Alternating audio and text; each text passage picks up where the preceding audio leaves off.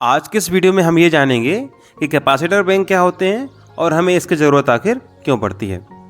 चलिए वीडियो को शुरुआत करते हैं और सबसे पहले ये जानते हैं कि कैपेसिटर क्या होते हैं। दोस्तों, जब कई कैपेसिटर को हम सीरीज या पैरेलल के रूप में कनेक्ट करके रखते हैं तो हम उस कैपेसिटर के पूरे समूह को कैपेसिटर बैंक कहते हैं। दोस्तों, ये सिंगल फेज और थ्री फेज दोनों प्रकार के होते हैं। चूँकि हमें पता है कि कैपेसिटर चार्ज को स्टोर करते हैं, इसलिए इनका मुख्य काम इलेक्ट्रिक चार्ज को स्टोर करना होता है। हम ये जानते हैं कि कैपेसिटर को उपयोग करने पर कैपेसिटर परिपथ में लीडिंग करंट लेते हैं, या ऐसा कहें कि परिपथ में करंट वोल्टेज से लीड करती है या आगे चलती है। तो जब भी हम परिपथ में कैपेसिटर बैंक को जोड़ते हैं तो ये परिपथ से रिएक्टिव पावर लेते हैं और परिपथ के पावर फैक्टर को लीडिंग कर देते हैं, यानी उस परिपथ में करंट वोल्टेज से लीड करने लगती है। इसलिए इसकी इस विशेषता का प्रयोग हम लैगिंग पावर फैक्टर को ठीक करने के लिए करते हैं, क्योंकि जितनी मात्रा में लैगिंग रिएक्टिव पावर परिपथ में ट्रांसफार्मर, इंडक्टर, मोटर या अन्य उपकरणों द्वारा ली जाती है, यदि हम उतनी ही मात्रा में सर्किट में लीडिंग रिएक्टिव पावर फैक्टर वाले कैपेसिटर जोड़ दें तो परिपथ का पावर फैक्टर अच्छा हो जाता है, या ऐसा कहते हैं कि परिपथ का पावर फैक्टर 1 के करीब आ जाता है।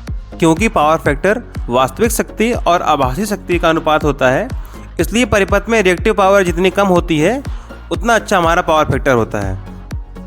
अब हम ये जान लेते हैं कि आखिर हमें कैपेसिटर बैंक की ज़रूरत क्यों पड़ती है। दोस्तों, जो भी इलेक्ट्रिक पावर हम पावर प्लांट में जनरेट करते हैं वो किलोवाट या मेगावाट में होती है, जो कि एक एक्टिव पावर या रियल पावर होती है। पर हमारे द्वारा जिस पावर का उपयोग किया जाता है उसमें रिएक्टिव पावर भी शामिल होती है, क्योंकि हमारे द्वारा उपयोग में लाए जाने वाले उपकरणों में ट्रांसफार्मर, मोटर, ट्यूबलाइट जैसे इलेक्ट्रोमैग्नेटिक उपकरण शामिल होते हैं, जो कि अपनी इंडक्टिव विशेषता के कारण परिपथ में रिएक्टिव पावर भी लेते हैं, जिससे हमारे परिपथ का पावर फैक्टर कम या खराब हो जाता है और हमारे परिपथ द्वारा साधारण करंट से ज़्यादा करंट ली जाती है, जिससे कई प्रकार की हानियाँ होती हैं। अब चूँकि परिपथ द्वारा ली गई power factor kilowatt plus kVAr होती है, यानी active power plus reactive power होती है, इसलिए पावर फैक्टर घटने से परिपथ की करंट भी बढ़ जाती है।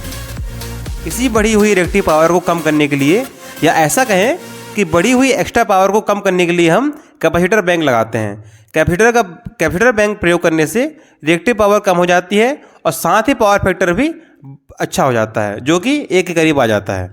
तो अगर आपको मेरे द्वारा पढ़ाया गया जो भी कैपेसिटर बैंक का टॉपिक है समझ में आया है तो प्लीज़ मेरे वीडियो को लाइक करें और मेरे चैनल सब्सक्राइब करें। फिर मिलते हैं किसी अगले दिन किसी अगले वीडियो के साथ। तब तक के लिए जय हिंद।